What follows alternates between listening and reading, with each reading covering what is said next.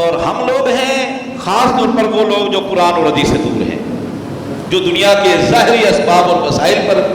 یقین رکھنے والے لوگ ہیں نا، وہ ناکام و نامراد ہو جاتے ہیں، وہ دوسروں کو بھی لے پاتے ہیں۔ ہم کان کے بہت کچے ہیں اور حقیقت کو بھی بہت جلدی بھول جاتے ہیں۔ جھوٹی باتیں، جھوٹی ویڈیو، جھوٹی خبریں فوراً ان کو آگے پہنچاتے ہیں، حالانکہ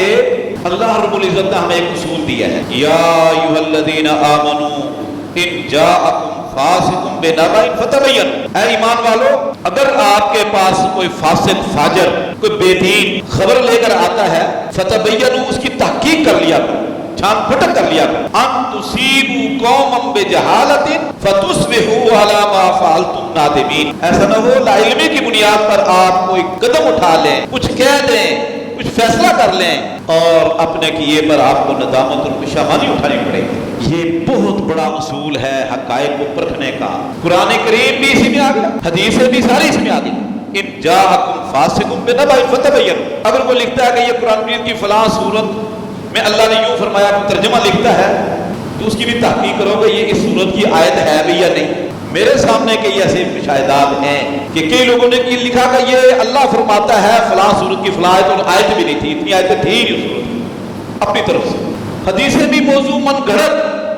ممبر پر بیان کی جاتی ہیں، موضوع من گھڑت اس وقت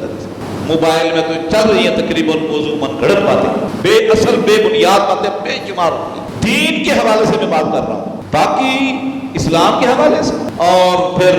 ملکی حالات کے متعلق ایسی باتیں تو بے شمار بے سروپا اور بے بنیاد، لیکن ہم آنکھ بند کر کے وہ آگے بیان کر دیتے ہیں۔ حالانکہ رسول اللہ صلی اللہ علیہ وسلم نے فرمایا کفا بالمرء کذبا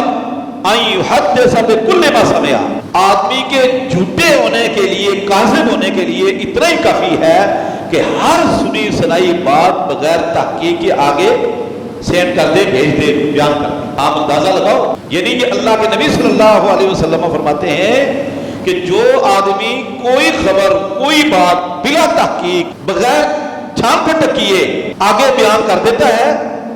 وہ جھوٹا ہے، اور جھوٹا کبھی مومن نہیں ہو سکتا، یہ منافق کسی جھوٹ کبیرہ گناہ ہے۔